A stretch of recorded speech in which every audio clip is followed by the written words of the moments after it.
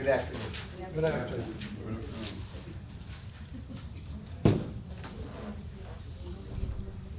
In late January, I was in the new law school building. If you ever have a chance, if you can get there, keep your pockets zipped, but go there. You understand?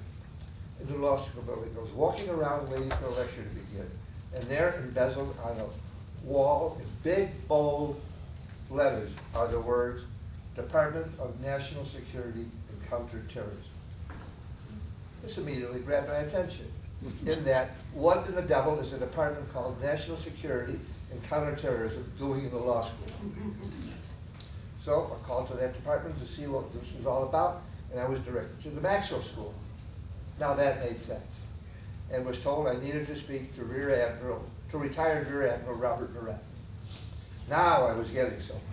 So after a few calls, emails, and so on, we have today our speaker, Rear Admiral Robert E. Murrett, who was a faculty member in the Department of Administration and Internal Affairs at the Maxwell School at Syracuse University, and serves as the Deputy Director of Institute for National Security and Counterterrorism. The acronym is INSCT. Doesn't it sound like insects? At the university. In addition, he is a staff member of the RAND at the RAND Corporation and the Institute for Defense Analysis. Previously, Professor Murrett was a career intelligence officer in the U.S. Navy, serving in assignments throughout the Pacific, Europe, and the Middle East through his 34 years of duty, retiring in the grade of Vice Admiral. His duty stations include service as Operational Intelligence Officer in the U.S. Pacific Fleet, Assistant NATO Attaché at the U.S. Embassy in Oslo, Norway. For the last 10 years, he served as Vice Director for Intelligence on the U.S. Joint Chiefs of Staff and the Director of Naval Intelligence and Director of the National Geopolitical Intelligence Agency. How do I say that? You're doing okay. Interpolatial? I guess. If ever a retired U.S. admiral looked the part, here is the perfect example of that. When we spoke yesterday, Bob told me that he was in between meetings in D.C., and I offered my insight, and he told me that was not necessary. Please, a most warm, very warm, informed welcome to Bob Murrett.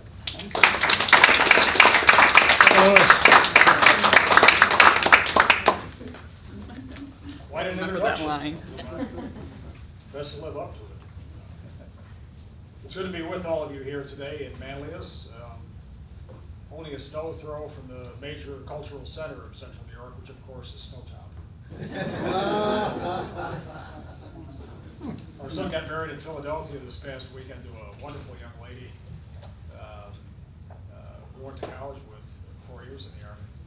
And the reason I tell you this story is they've known each other for about 3.5 years now before they got married. Do you have a microphone?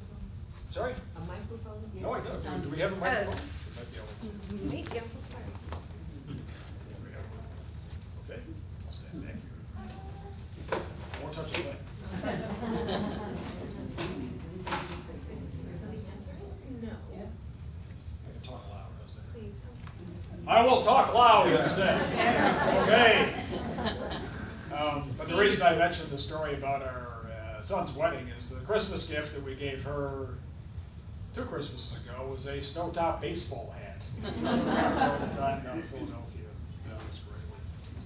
It's good to be with you. This morning I'll just speak for 10 or 15 minutes, and then I think we'll take questions and turn it over to a discussion. But the talk that I have for you this afternoon is along the lines of just some of the national security challenges that we're seeing for the United States here this year, based on projections and other challenges. Just a quick preview of coming attractions. I'll talk about some of the global security challenges that we have this year, some things related to the U.S. strategy for dealing with them.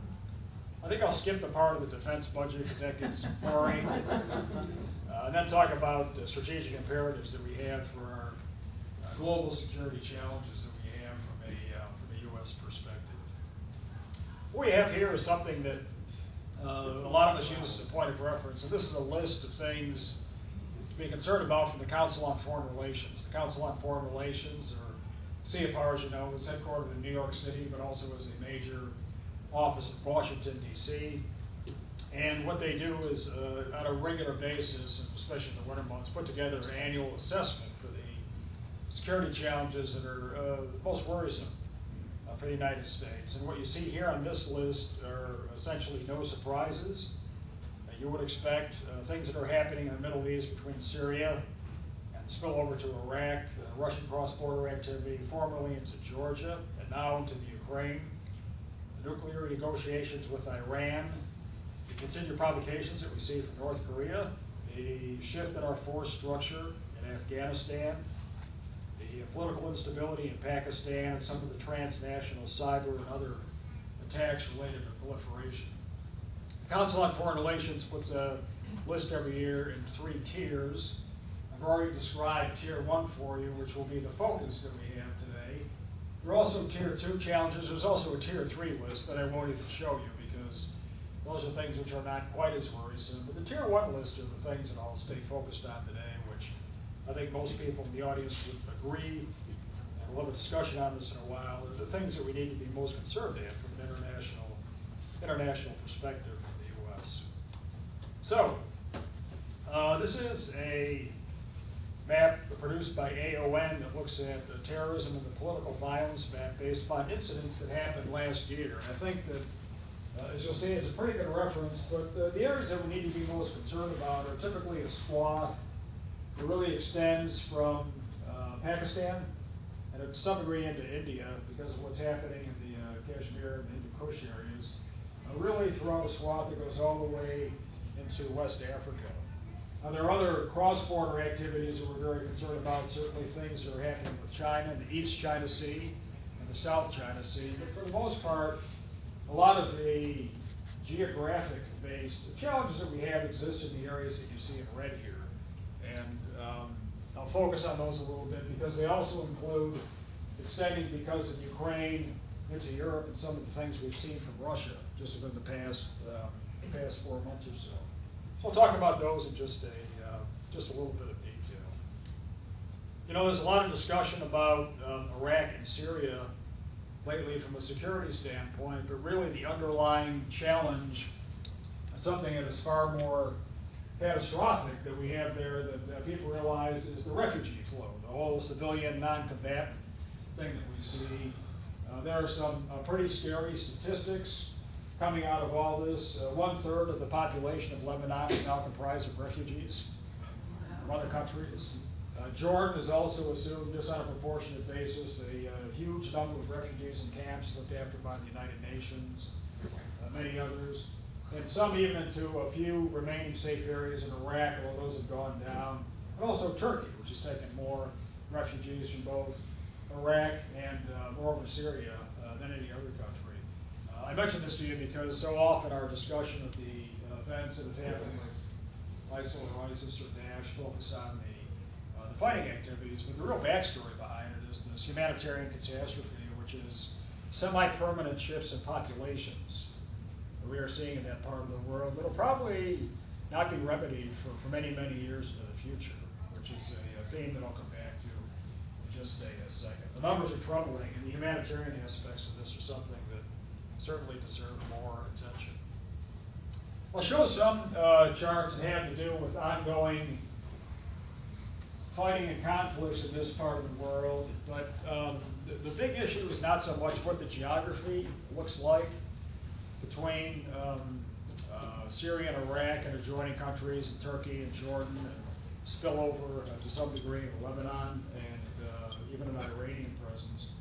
But the broader issue related to what's happening here and some of the other parts of the world that I showed on that earlier map, which gave the layover, is a very big shift in United States foreign policy that's taken place really just in the last couple of years. And the shift that has happened slowly, and it's been stated quite as clearly, has to do with war weariness because of the conflicts that we've been engaged in for almost 15 years now. And the American voting public and our like-minded nations, countries like Canada and Australia and the United Kingdom, people that we traditionally partner with, are just not interested in large-scale ground conflicts with hundreds of thousands of troops halfway around the world. Quite frankly, and I'm a military person myself, but the appetite for that is just not there in the United States or with any of our allies. And there's just not a tremendous amount of support for what it would take to remedy what used to be our policy, and Afghanistan is probably the strongest example of that. But until certainly post 9/11, but throughout that period and for the next 10 years, our foreign policy for the United States and most of our allies is that we weren't going to tolerate any of this. And what we're going to do is shrink or eliminate what are described as safe havens, or also described as ungoverned or semi-governed areas.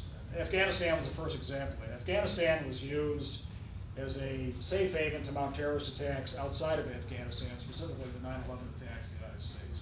Our policy with the U.S. and with our allies, mostly in NATO, but others in the Far East as well, was that we weren't going to let those semi-governed or ungoverned areas be used as safe havens. But where we are today is that people are so weary of large-scale ground conflicts at the other side of the world that we just don't have that policy anymore. It's a policy of containment, trying to contain areas such as this, but not just Iraq and Syria. It applies to Mindanao and the southern Philippines. It applies to Libya. It applies to Yemen. It applies to Somalia. There are a lot of ungoverned or semi-governed areas around the world today. And the policy that we have for the U.S. and for our key allies is to shrink them to, mount attacks anytime that we need to. We just had another pretty significant attack by U.S. Special Forces in Syria last week. But not to have large-scale ground operations to eliminate these safe havens around the world. So that's a big change that we've had in the last 2 years. And that's a theme that I'll come back to on some of the slides that we're looking at now. At the same time, we have mounted limited campaigns in Iraq and Syria with different forces, which has had a big impact upon the insurgents, the adversaries that we're dealing with there. The air campaign has been very successful. And with that, we'll have several special quiz questions today, and I'll have the first one for you right now. There's no prizes, but you get an answer. And there's clues for the quiz questions I'll ask you this afternoon. Let's see, first quiz question. This might win you a cup of coffee at Starbucks someday. Or over here. Or over here, depending over here. No, Dunkin' Donuts is over here. Dunkin' Donuts. Okay. There are several countries conducting air-to-ground operations in, I'll show you what they are here in a minute, but I don't want to tip it off. In Iraq today, there's only 2 Western countries, aside from countries like Jordan and Saudi Arabia, there's only 2 Western countries that are conducting airstrikes in Syria today. What are those 2 countries? France. Western countries. Jordan's one of them. I'm talking Western. Oh, Western. Western countries. Not France. French are doing strikes in Iraq. U.S. and Canada. Yeah, wow. Like, nobody ever gets that right. You deserve a special prize. The United States and Canada. Canada. Yes. Canada. I mentioned this to you because one of the things that is underestimated, and a lot of us have had firsthand involvement in this for the last 14 years or so,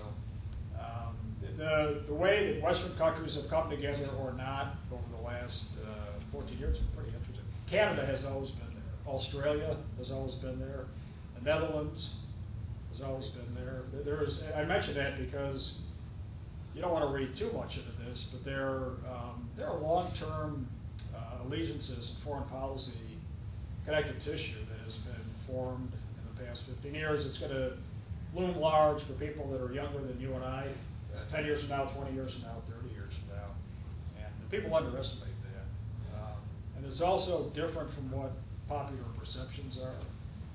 And along those lines, probably one of the biggest mistakes that we make is we treat Western Europe like it's just one big place and there's no differences among the countries. And there's like a huge difference between, say, the Dutch and really just the Belgians right next door. I mean, their foreign policies are very, very much at variance. And in terms of their allegiances to the United States, also very different. So I just mentioned that to you as kind of our initial quiz question. And you had a cup of coffee.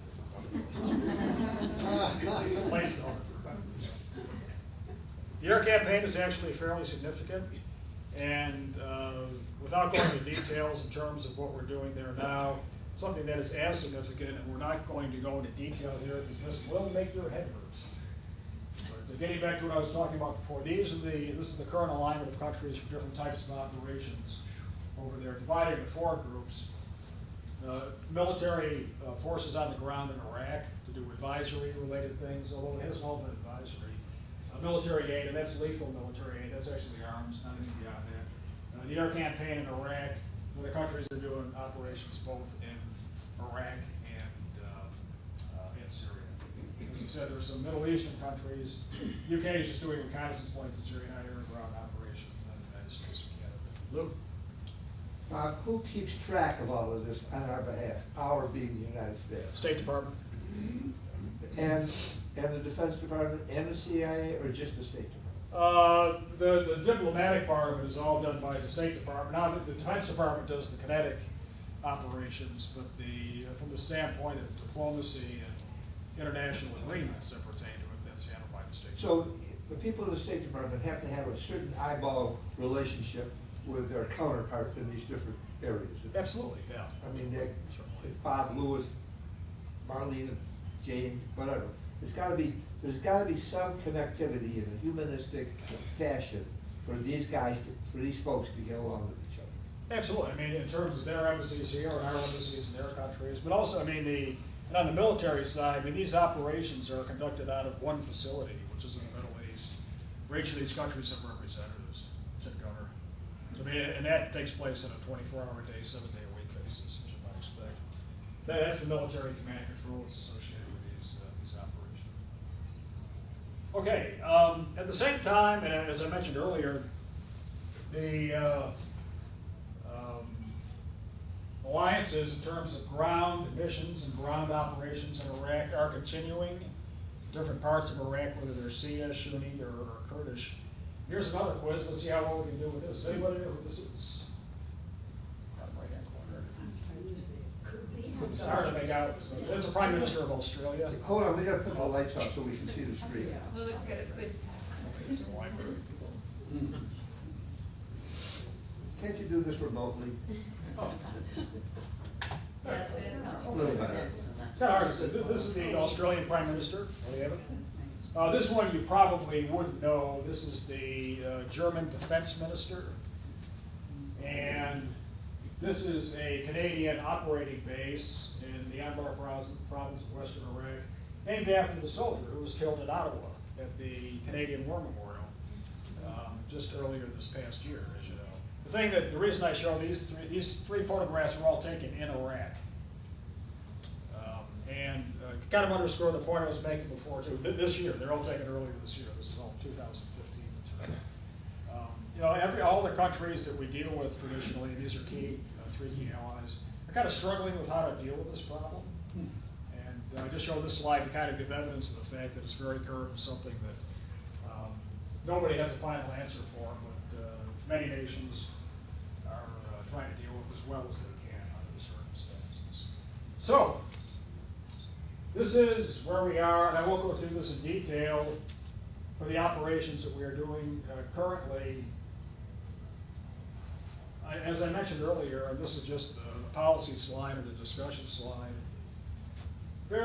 not a whole lot of support for this kind of thing. My sense, just if you took a poll of the American people, there's probably not even 20% that would support, another large-scale ground operation over there with the attendant casualties, because the estimates by just neutral, objective sources are that if we were to conduct another large-scale air-ground campaign in Syria and Iraq, the number of casualties would be way into 4 figures, potentially 5 figures. It's not effective anyway, is it? Yeah, and what do you do after that? The next one. So, this is kind of where we are right now, and it's likely to be in that condition for some period of time. And as the president has reminded people pretty consistently, and when he releases new national security strategy for the administration in March, which is a pretty good document, it says throughout the whole thing, these are things that the next president, whoever he or she is, going to have to deal with.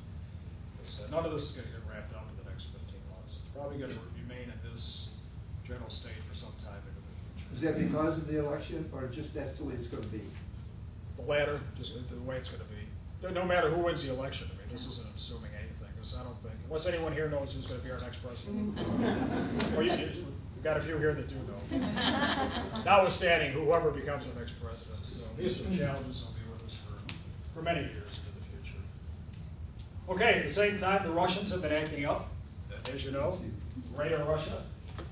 And you see two kinds of troops that are operating in Ukraine.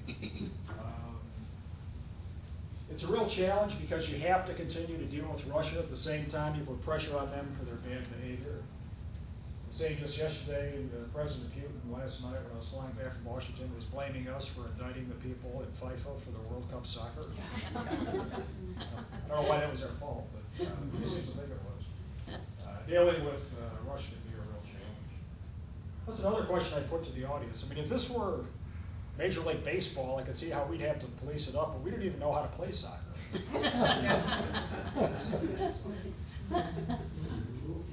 I guess a lot of the bribery actually went through banks in the United States, which is why the FBI and the Department of Justice are involved.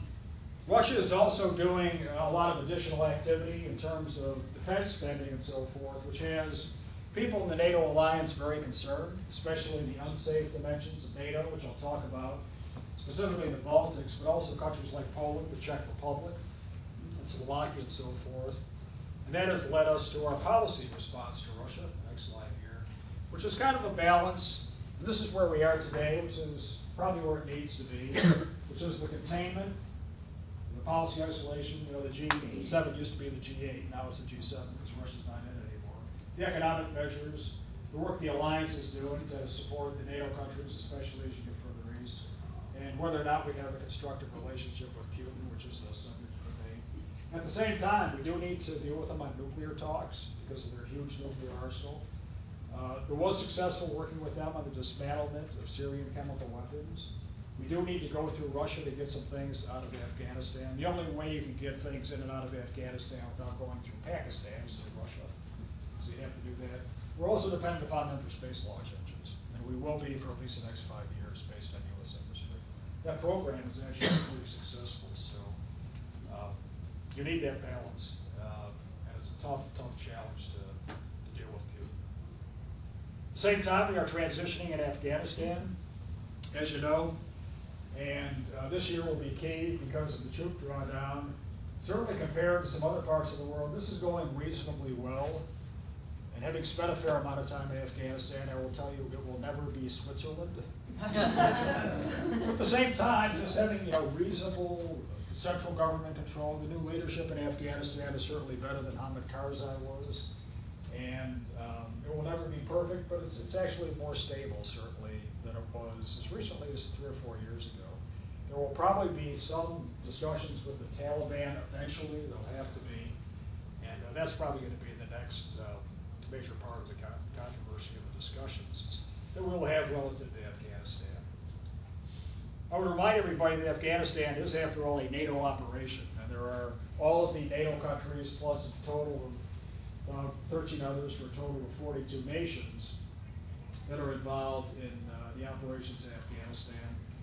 And it's something that we take for granted, but we really shouldn't take for granted, because one of the things we do pretty regularly from the U.S. perspective is just complain about other countries. But the fact is that the alliances that we have relative to these operations beyond NATO, to the Far East, countries like Japan, South Korea, Australia, New Zealand, and so on, are truly extraordinary. And as I tell people, I wouldn't trade our friends for anybody else's friends. And we probably got to do that just once in a while. Is put yourself in the position of like a Russia or a China or some of these other countries around the world, and the view is pretty grim. You don't have that many friends, and we have lots and lots of friends around the world. And then there's shades in there. I mean, some are more consistent with our foreign policy and our interests than others. But on the whole, every one of these NATO countries and beyond there, certainly, as I said, others in the Far East have been remarkably supportive and continue to be remarkably supportive of us as we are for them. And that's something that we probably take for granted and should not take for granted. What kind of support do they give, though? it varies by country, and everyone feels, it's a good lead into my next slide here. Everyone wishes that all the Western European countries had larger defense budgets, and that's a major topic of contention.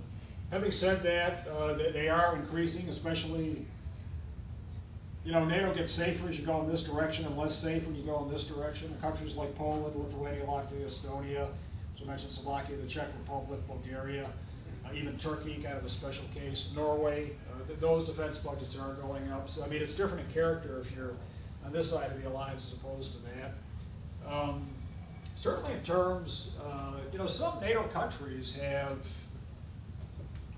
made more significant sacrifices in the last, say, 15 years, and really going all the way back to operations in the Balkans in the 1990s, which a lot of us were involved in.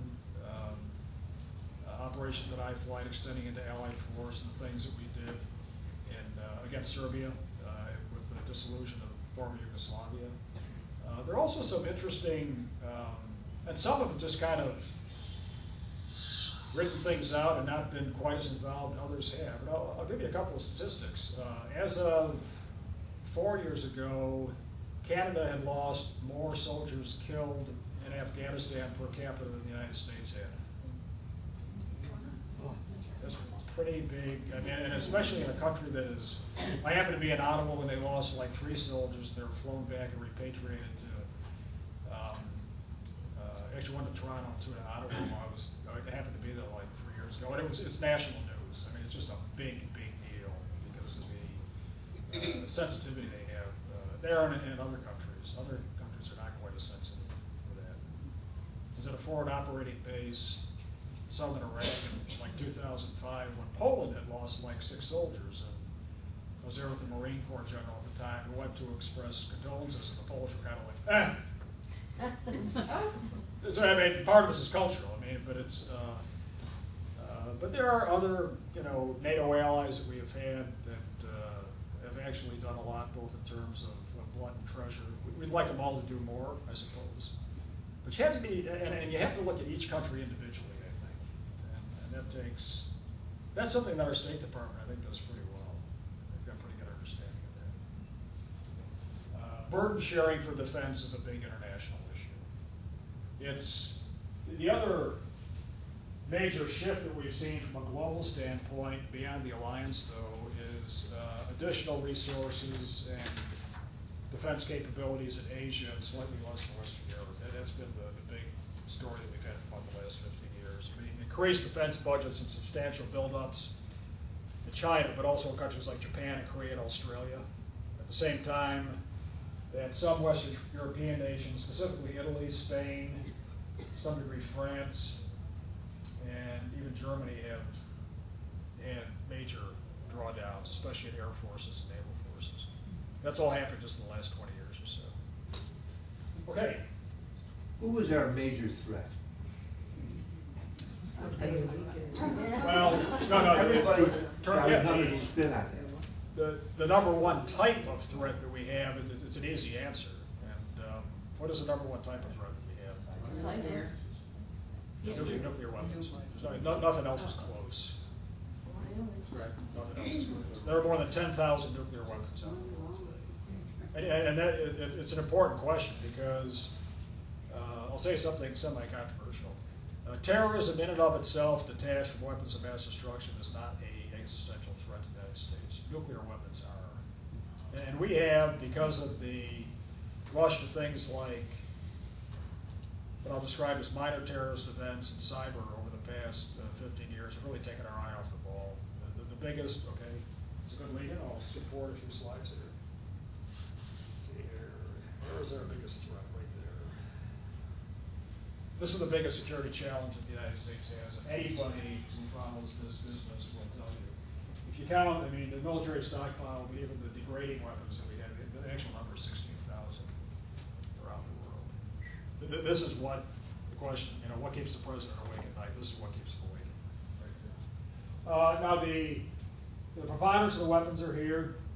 The biggest, there is at least I would say 1 in 3 chance that one of these weapons will probably have a low order detonation, like sometime in the next 5 or 10 years, but it'll probably be an accident, or just lack of resources, or not paying attention, or just sloppiness.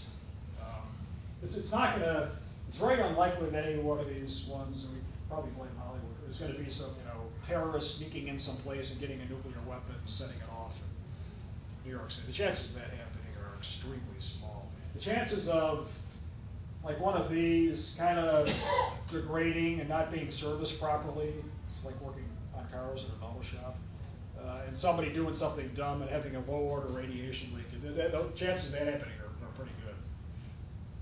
Probably somewhere in the south central Russian land as well.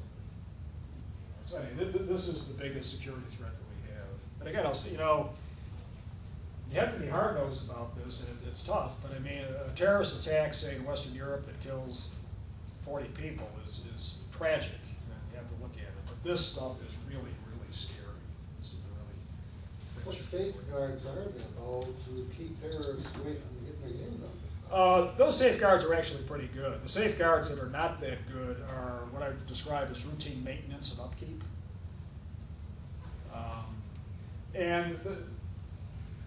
That varies pretty widely. France, for example, has around 300 nuclear weapons. Nobody's really worried about that because their security, their maintenance, their level of sophistication dealing with them is all pretty good. Having said that, we'll probably have some accidents. Nobody's terribly worried about, the UK's got somewhere north of 200. They vary in character pretty widely. People are very worried about these just because of ineptitude of North Koreans. The first two they tried to set off didn't actually go off, just in low order radiation. India, Pakistan are worrisome, were they to go after each other, because they would use nuclear weapons against each other. Although these are lower order nuclear weapons. The one that's probably most worrisome is this list on the top. But again, not because of anything deliberate, but just because of probably sloppiness. Does the program that former Senator Sam Dunn spearheaded still exist, where we provide resources to Russia and other, possibly other countries, to facilitate their dismantlement of and reduction of their nuclear arsenals? And Nunn-Lugar has taken these numbers down substantially. In fact, this figure was around 12,000 as recently as 7 or 8 years ago, and they're still chipping away at them. The Nunn-Lugar Amendment is one of the smartest things we ever did, to work in concert with Russia to dismantle and move as many of their weapons as possible out of the former Soviet republics back into the mainland of Russia. Having said that, we should probably be spending, so should they be spending more money on this than they are now, because the funding has dwindled from what it used to be. It probably peaked like in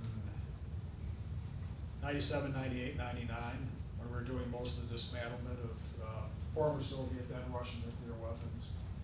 And there are some number of these, especially in the military stockpile category, that are just not in good condition. Even our own, I mean, United States nuclear weapons, most of them are 1960s vintage, and some of them are late 1950s vintage. As General Hoss Cartwright used to be the commander of the United States Strategic Command, who was responsible for all this. He talked about one of his arsenals where he had some substantial number of these weapons, and he said, "How would you like to be in charge of a garage full of 1957 Chevys?" Which is how those weapons are. I mean, just the cost associated with maintaining them are extremely high. On the good news side, we now have a Secretary of Defense, Ash Carter, who understands all this probably better than anybody in the country. He's been a nuclear weapons specialist for about 30 years now. So it's encouraging. Okay, enough of the slides. So I've tried to talk about challenges that we have for the year ahead, some of our responses, and some of the strategic guidance that we've had. And with that, I've talked enough, so I'll turn it over to you for questions and comments. Hold on. We spent a lot of money, lost a lot of lives in Iraq. Supposedly trained in our army. Now, if I get my world geography and everything correct, ISIL or ISIS is moving in and taking over a lot of that territory. The Iraqi army is running. What would keep the Afghanistans from doing the same thing? a great question.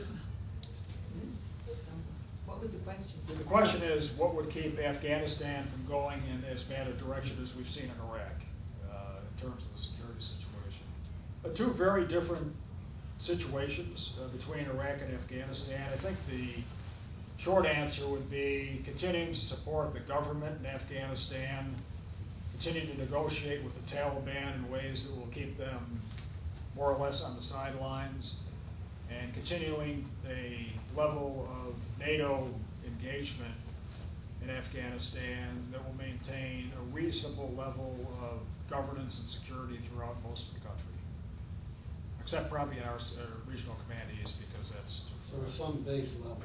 yeah. But again, as I said, it's never going to be Switzerland, but it can be, you know, again, some reasonable level of governance and security that you can operate there. Well, they don't have a Shiite-Sunni problem as much, right? They got the Pashto and the Mari. They have very many different tribal affiliations, Yeah. but they don't have this Kurd, Shia, Sunni, tremendous civil conflict, which we can't, you know, neither the United States nor the NATO alliance can get the Sunnis and the Shias to stop fighting each other. And it wouldn't make it, even if we tried, it wouldn't be, they'd just fight us too, as we've seen. Now the Kurds, I think, are a different case. The Kurds are doing pretty well, and they tend to look after themselves very, very effectively. You know, we talked about this at length this afternoon. The first question that you have to ask yourself relative to Iraq and Syria, without predicting what answer you're going to get, is do you want to maintain those borders?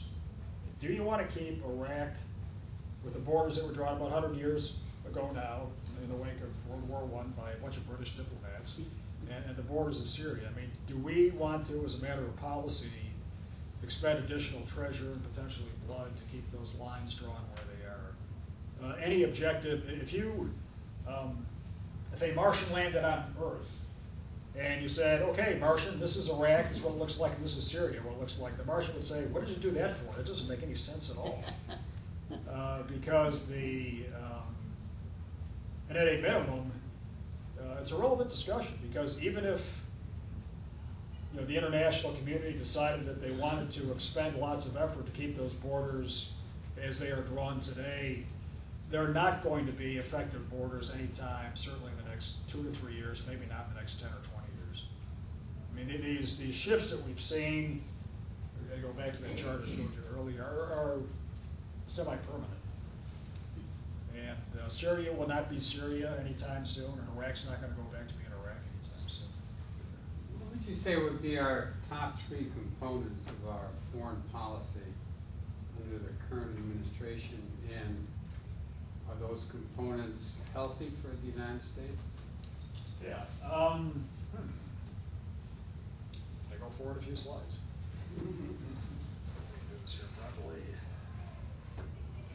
We have a new national security strategy. It was just released a few months ago, signed out by the President in February, and it has essentially the answer to your question, because it does detail our policy. It is different from previous national security strategies we've had, except for the other one that this administration, most 8-year administrations just put out 2 of these documents. They normally come out around every 4 years or so. And this is the final one that we'll see from this administration. They focus on security, prosperity, values, and international order, and I'll develop that just a little bit. But also, have a broader definition of national security than has been the case in the past. Although the previous NSS, as it's called, National Security Strategy from this administration, had some similar views, but they look at national security as more than tanks and airplanes and ships, and the Army, Navy, the Air Force, the Marine Corps, and the Coast Guard. Education, healthcare, the economy, the environment are all viewed as essential elements of national security. So one of the important parts of the answer is that they have a broader definition of national security than we've had in the past, particularly the economy, but also the other pieces that I've discussed. This is kind of a 1-page summary. In addition to the bullets you saw, the broad view that I've already mentioned of security, but also is working as closely as we can with our allies in different parts of the world. Also, this concept of strategic patience is developed significantly in our national security strategy. Now, some people will say that means that you're just not being aggressive enough overseas. So there's a debate on that, but our new national security strategy makes a compelling argument of why you need strategic patience, and maybe the best thing isn't always to rush into some kind of armed conflict overseas. Talks about NATO and our commitment to the Article 5 is an attack on one part, is an attack on all. Here's another really good trivia question. Article 5 of NATO is just the NATO foundational document that says if one NATO country is attacked, they all have to come to its aid. And what is the only time that Article 5 has been invoked? It's only happened one time in the history of the NATO alliance since 1947. Was it Yugoslavian breakup? The United States got attacked. Right. Which is not what anybody ever expected to happen. The only time Article 5 has ever been invoked was for what's called Operation Northern Watch, for operations in the United States for air defense after the 9/11 attacks. The whole idea with Article 5 is we would come to the aid of Germany, West Germany, because they'd be attacked by the Who would have Soviets. thought? So the only time it's been invoked is to support the United States, which is not very much. This is kind of I'm not a political scientist, but it does, both the 2010 and newest national security strategy are somewhat noteworthy in that they say values and interests cannot be separated, which makes people like Henry Kissinger very upset, because he believes there's an important distinction between values and interests. But just as a piece of political philosophy, really, which we're not going to talk about here today because I'm not good at it, they say our values and our interests cannot be separated, which is a different approach that you'll normally see in a national security strategy. And it talks about things that have happened over the last couple of years, and talks in very clear terms, both in the President's two-page introduction, but also throughout the whole document. It says very clearly that, for the next administration, it states that, these are challenges which are not going to be solved by this administration for the remaining time that we have in office. Back here. I'm sorry, you haven't asked a Yeah, question. go ahead. I've already forgotten his name, but the man that Ash Carter replaced, Yes. that guy.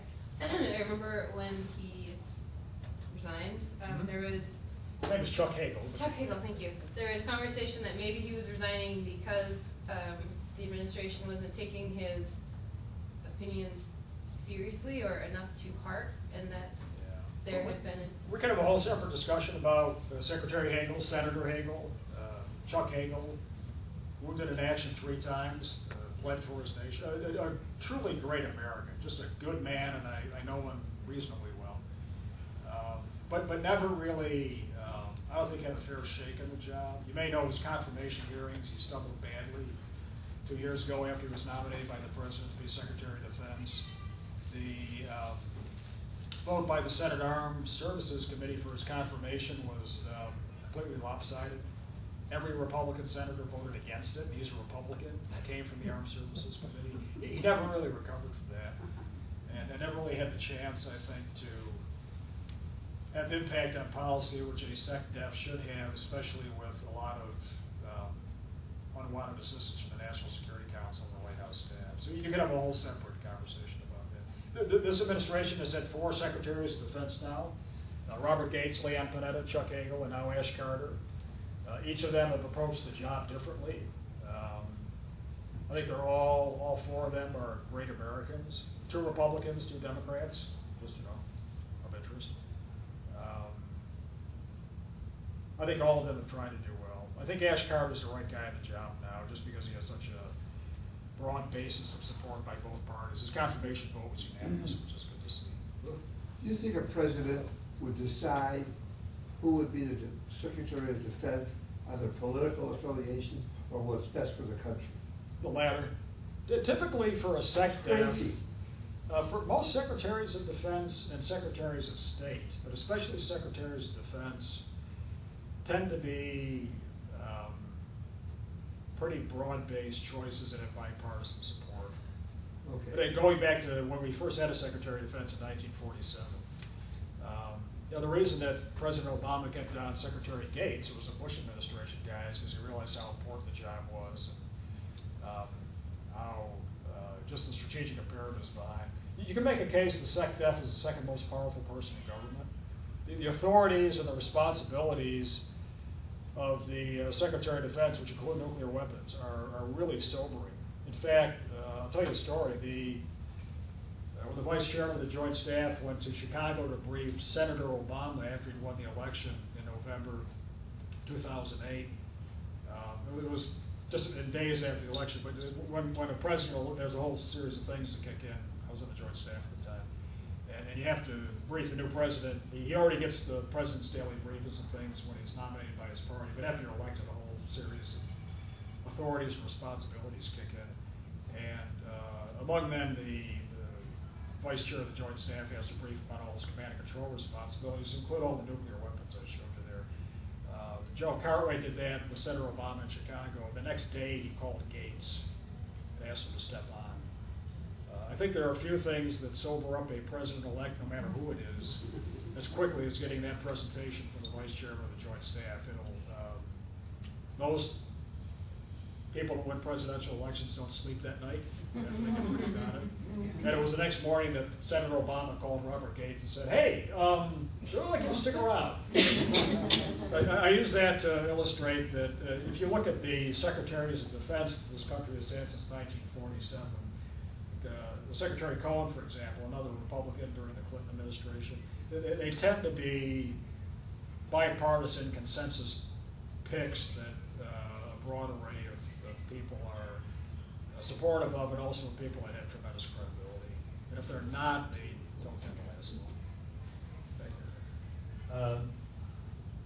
Well, I was going to say, there's a general question about, in your career, have you ever seen a situation as complex as we confront today with respect to the array of factors that go into trying to figure out some sort of coherent strategy? But what I was going to, at the risk of mentioning something that I really don't want to mention, and I know it's drawing a parallel between our war in Vietnam and the current situation in Iraq is dangerous because there are a myriad of differences. But at least from my perspective, one factor that is similar is that you talked about borders, and the border that was established between North and South Vietnam. The history is complex, but we ultimately went in to assist the South Vietnamese, and we found ourselves in a situation where the enemy was arguably more highly motivated. And you could say, well, why was that? The forces of nationalism that were, but we sort of put our eggs in a basket, and no matter how many resources we fed into the situation, we couldn't ultimately enable the South Vietnamese army to prevail. And maybe that's simplifying the situation. But in Iraq, after our success in deposing Saddam Hussein,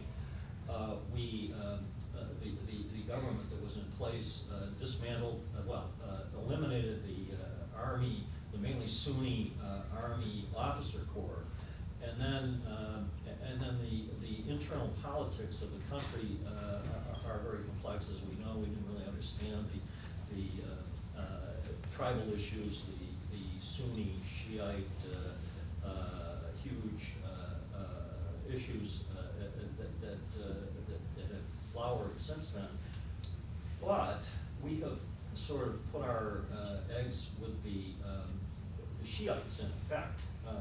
And it turns out that the question was asked before, why do they run? Why do they abandon the weapons we've given them? Why is our training inadequate? Well, part of it has to do with the forces of radical Islam and the fact that, as in Vietnam, there's a group of people who are willing to sustain unlimited casualties toward attempting to achieve an end. And that's the case in Iraq.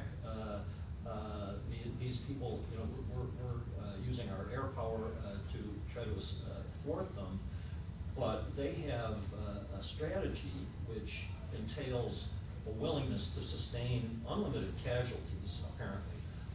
And that was also the situation in Vietnam, and it led to in Vietnam it led to our conclusion finally that it wasn't worth feeding our people and financial resources into that situation because an acceptable objective couldn't be attained.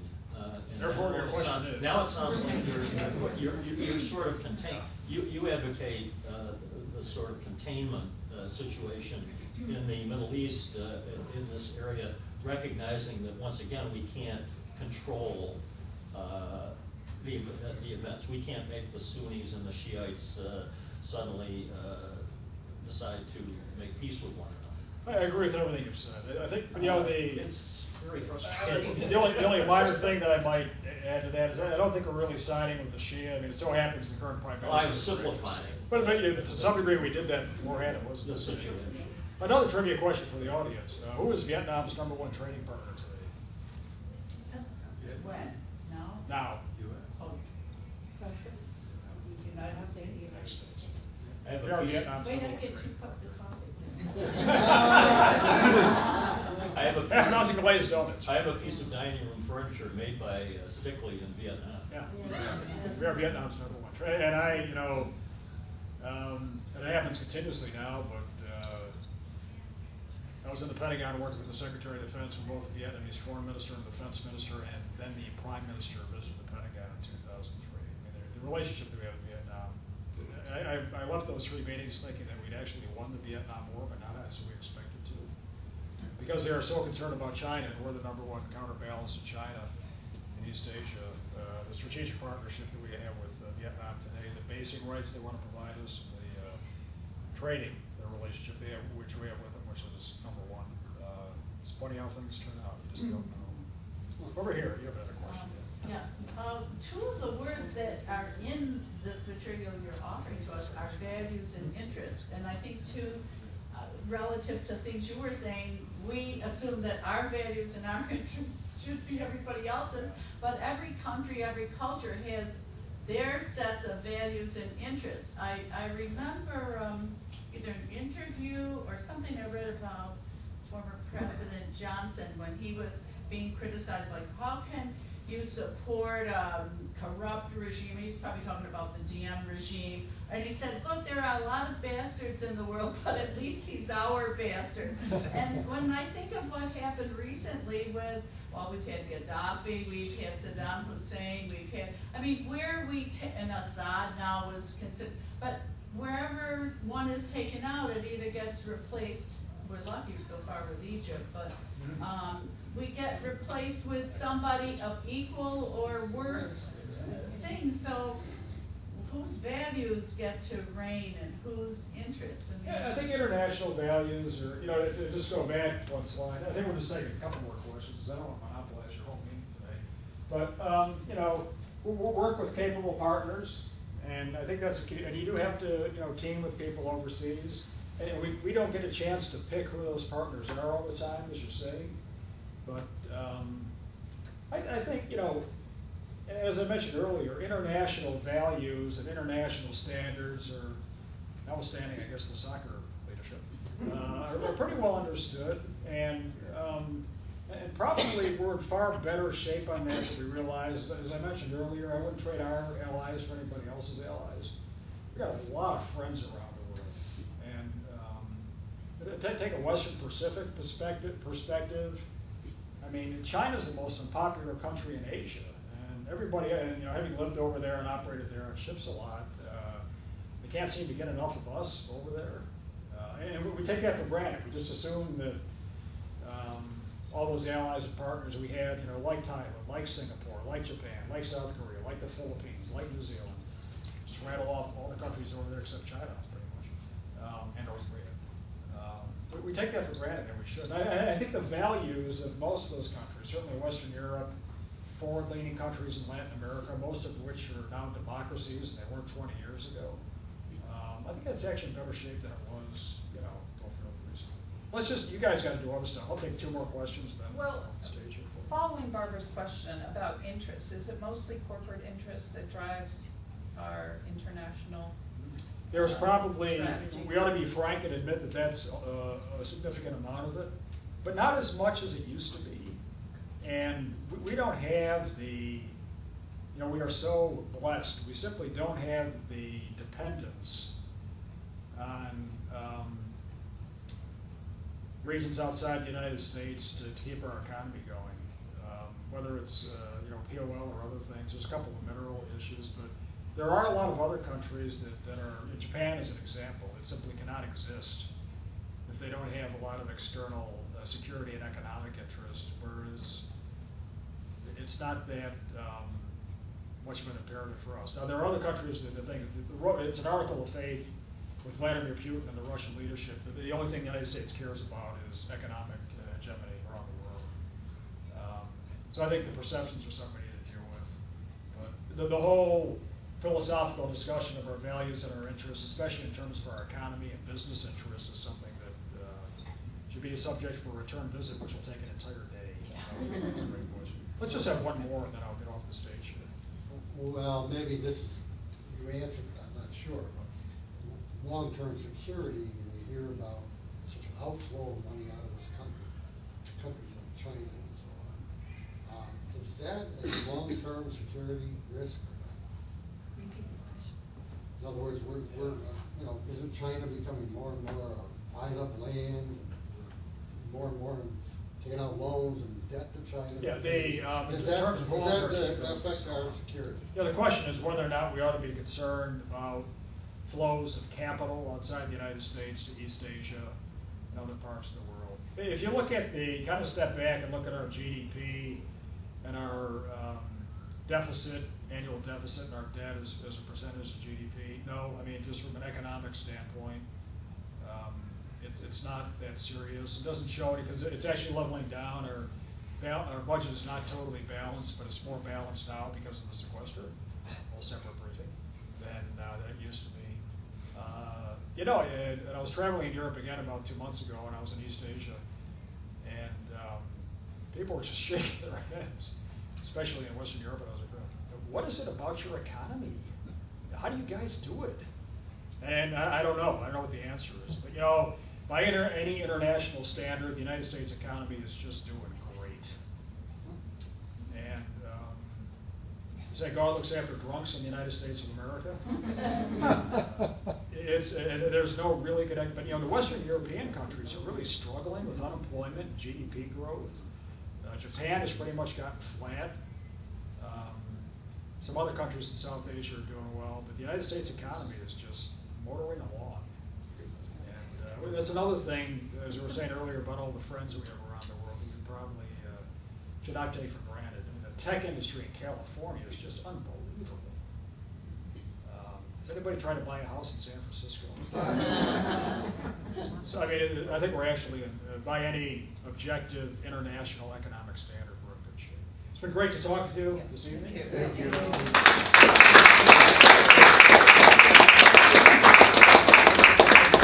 Next week.